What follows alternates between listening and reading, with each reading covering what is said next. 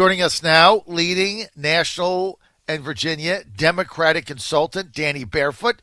Danny's also a law student at Georgetown University. He's a director of his firm called Anvil Strategies. He was also the chief consultant for the Joe Morrissey for Senate victory in the primary over Roz Dance. Joe getting 78% of the vote in Petersburg. Roz Dance did get about 20 votes. I don't know how Barefoot missed that. 20 people voting for Dance in Petersburg. Man, he's slipping. Also, Danny Barefoot just endorsed Elizabeth Warren for president, I believe, if memory serves me. He's going to correct me if I got that screwed up. He's joining us now. Hey, Danny, great to have you.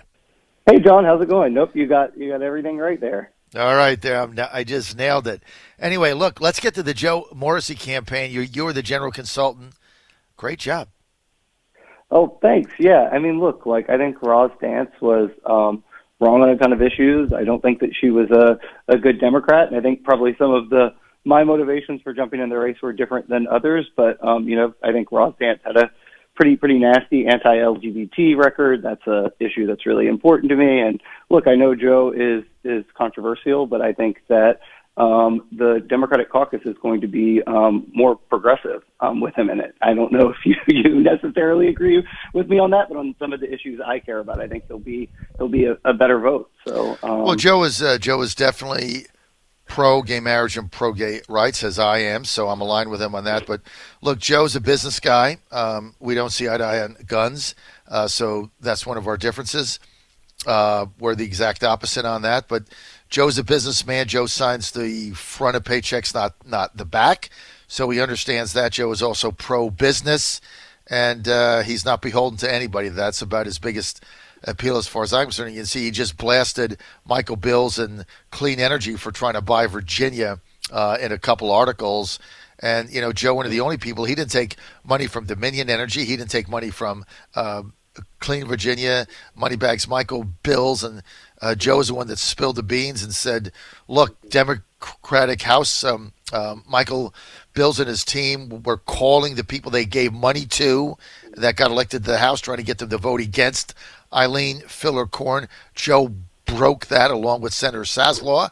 And look, it's like what Saslaw has said, Danny, regardless of where you are on the issues, I don't think the Virginia State Assembly is for sale. Do you? No, I don't. I don't think that it should be. But I think, look, under Dick Saslaw, I think sometimes it is, right? I mean, you look at issues like payday lending and stuff that the rest of the caucus, sort of strongly opposes him on. And, I think there's a troubling trend that the folks that Saslaw is advocating for often are the folks that give the biggest donations. And I'm hoping that, when Joe gets to Richmond, he'll continue to challenge Saslaw on that. And I think he will. Well, Joe's beholden to no one, so we'll see how it goes. But, and of course, one of the things that Joe and I align on is Joe is unabashedly pro-life. So it's really going to be interesting to have a Democrat in there in a position of great influence who is a pro-life Catholic and unabashed about it. One of the few remaining, Danny, in America. I mean, your party has gone to basically abortion as a rite of passage anytime, right up to coming out of the birth canal. How does that sit with your team? And I want to get to all these other. I'm going to get to all these other issues, but I just want to ask you something. Why is your party obsessed with abortion on demand, right up to coming out of the birth canal? Why is that an obsession now with your party? Why is that? Yeah, well, so let's back up a little bit. I disagree with Joe on abortion, and one of the reasons that didn't particularly trouble me is I knew that the rest of our caucus is pretty unanimous, and so I don't think Joe will end up being a decisive vote on issues that have to do with abortion, to be completely honest with you. Look, I think that the framing isn't completely fair, John. I mean, look, I think that you look when Republicans took over Virginia, sort of overwhelmingly in 2009, they pushed forward, I think, these kind of disingenuous regulations where abortion centers had to be regulated as hospitals, these trap regulations. And I think those were pretty handedly bashed by sort of public health folks. There's, the only sort of excuse for those regulations. But now you're doing bait and switch, Danny. Now you're going back to Bob Marshall 2009 or something. But it's still the law, John. Why is your party obsessed with killing babies right up to the final moment? And don't you agree that it's, for a lot of Catholics that accept Roe v. Wade like me, it's just a bridge too far?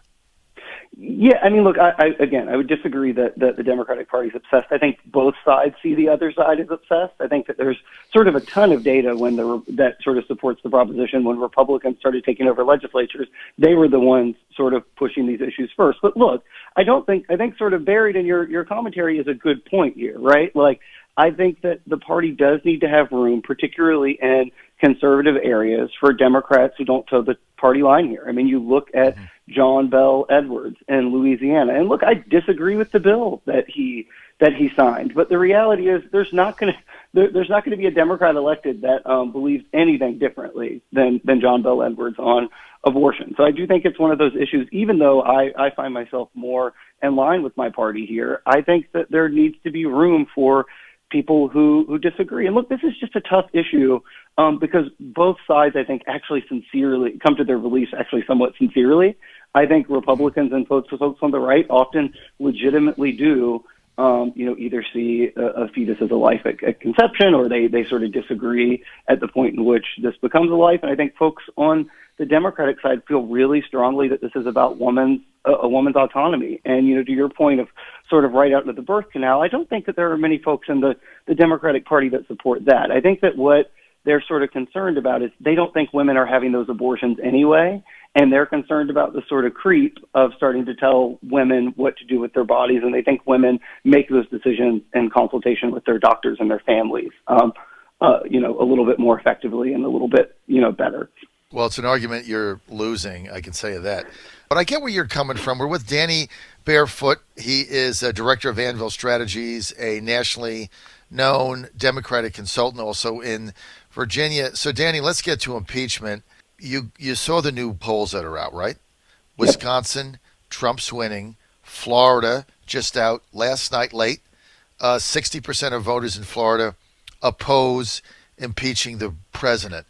Every poll now we're getting the last week is showing independents kind of had it with this thing. A lot of people looking at it saying, okay, if you don't like the president, just beat him in November of 2020. Why are we wasting the country's time with all this innuendo? Is this going to come back to bite you in the butt? I don't think so. I mean, look, Wisconsin is certainly the scary point for Democrats. I mean, I think in the average of polls, the leading candidate still beat Trump, although there was one bad poll yesterday that I think came out.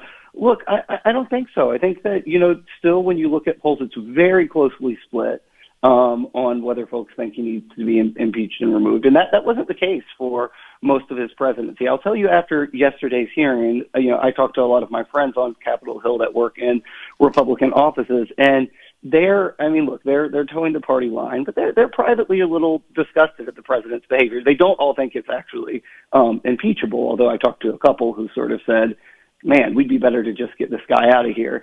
But I think it's a distraction. I don't think it helps a distraction from the president's message. I don't think that it helps him, certainly. And I think that Democrats do have to be careful not to overreach. But I think that this is one of the places that Democrats sort of got lucky that they have Nancy Pelosi. I think that she's going to be kind of smart in how she guides this through. I think she opposed, impeachment after the Mueller report, and didn't really start to get going until this other stuff happened. So I don't know. I think, look, it remains to be seen. We had one day of testimony yesterday. I think on balance, it was good for Democrats, both from sort of what I'm watching on TV, what I'm hearing at Capitol Hill. But you know how these things work. It can change. It sort of can change on a dime. I do think Americans have a sort of limited appetite for impeachment, and that's a bipartisan consensus. I think, we saw it backfire on Clinton. We, saw sort of most Americans not supporting it on Trump after the Mueller report, even though a lot of the sort of elite and commentators thought the Mueller report was kind of horrifying. Voters didn't really see it that way. Or if they did see it that way, I guess, they sort of did think Trump participated in wrongdoing. They still weren't jazzed about impeachment. So I think it's going to be a tight line to walk. Danny, what about these 31 Democrats that have got elected in the House of Representatives in districts that Trump carried, many of which if not all of them, he's likely to carry again. So two of them right here where we live, you and I live in Virginia, right? You got two of them right here. Yeah. Abigail Spanberger, District 7, Elaine Luria, District 2. I think Spanberger's not made a decision. I think somebody can text me if I'm wrong, but I know that Luria's already come out and said, I've seen enough. I'm voting for impeachment no matter what it is. Are they at risk? If they vote for impeachment, are they at risk? So I think that some of the 31 that you're speaking about are going to be potentially be at risk over it. I think that Luria and Spanberger, because of their background as like sort of in military and intelligence and the way in which they've communicated this with sort of like a country first message, I think they're coming to it like somewhat sincerely. I don't think that, I was sort of surprised when they were leading the way because I don't think it's in their political interest to necessarily sort of be out in front on this. But I do think that, a lot of times, Democratic consultants and commentators and all of us sort of get obsessed with the back and forth and lose sight of voters kind of will tolerate a lot, including a representative who disagrees with them on a couple of core issues.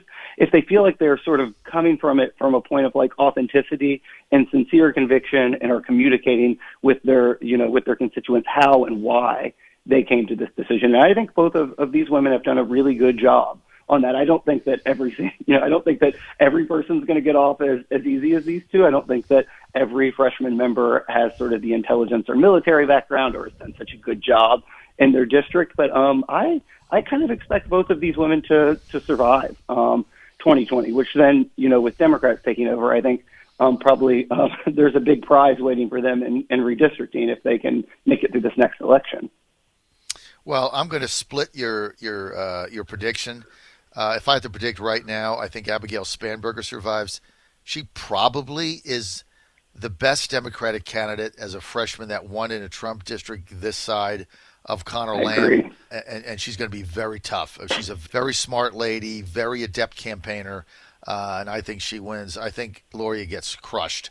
She is not going to win it again, and good riddance. I'm not a fan of her, so I could care less.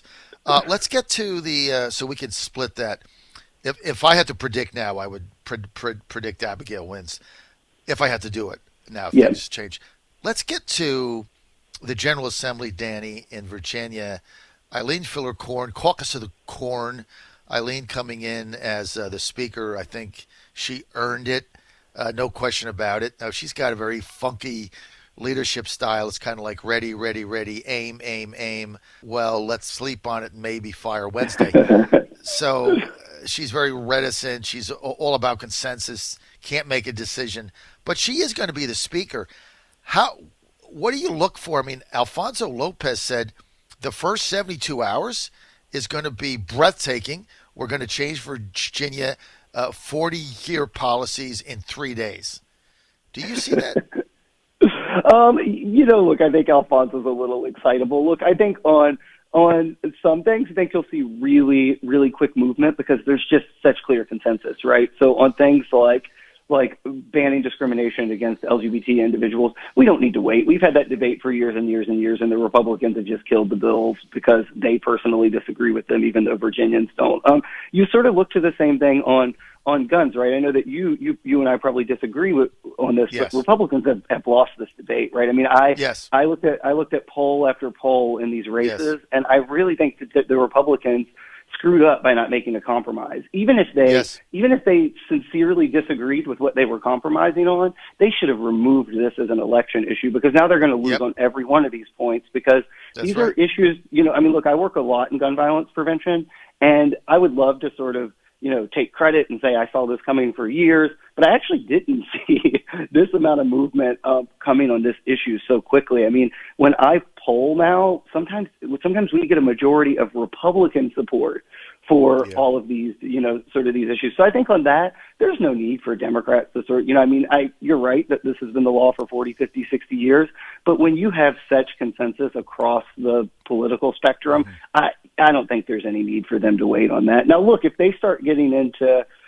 stuff like right to work or, some of the more complicated stuff around like changing the way Virginia votes, I think that the Democrats need to be a bit more thoughtful about that. Look, I think that we need to expand access in Virginia, but and that certainly polls need to be open longer. We need to have no excuse absentee voting, although we've made some movement on that. But look, I think if in the first 72 hours Democrats change Virginia into an all mail-in ballot state, yeah, I think some voters are going to have some whiplash if that hasn't even been sort of litigated in the press first. I agree with you on guns. I was an advocate of a lot of compromises, and I really thought any chance the Republicans had of retaining the House really went down the tubes when they walked out of the special session and shut it down and kicked the can down the road. I think that was the end. I was appalled by it. I was there. I was on the air. I was appalled by the whole thing. I thought there was several things they could have easily compromised on. And I think Virginians had been saying, look, we want you to do something, not nothing. And what the Republicans did was nothing and kicking the can down the road, ending the special session. Look, it came back to bite them in the butt. And, all the people that told me, oh, well, we have to wait for the crime commission. What was that thing? Then there was supposed to be a crime commission meeting in November with their findings, and they canceled that. So they were never really interested in that. So that was just a ploy. And look, that's why they're in the minority now. So, Danny, one big question here, and that is nonpartisan redistricting. There was a bill put forth by One Virginia 2021. It passed 87 to 13 in the House. It passed 39 to 1 in the Senate. Saslow says he's voting for it. Again, Morrissey says he's voting for it. Therefore, it'll pass. The Senate needs to pass 2 times to get on the ballot in November as a constitutional amendment. But the House, the Democrats really never said they would vote for it again. And if they get 51 votes, no, that's the end of it, then they can gerrymander. That'll be an interesting issue. What do you think will happen?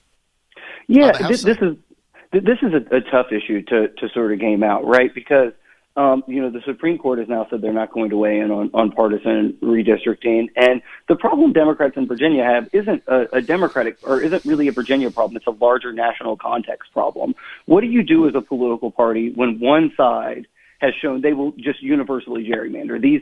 These nonpartisan bills aren't passing in Republican-held legislatures. So it becomes a problem if when Democrats take control, they hand it over to a fair process, and Republicans try to sort of get an advantage when they have control. I don't know what's going to happen. Look, I think there's going to be a push from partisans nationally to not do this thing in a nonpartisan way, or to see if there's a way to gerrymander one more time and then lock it in.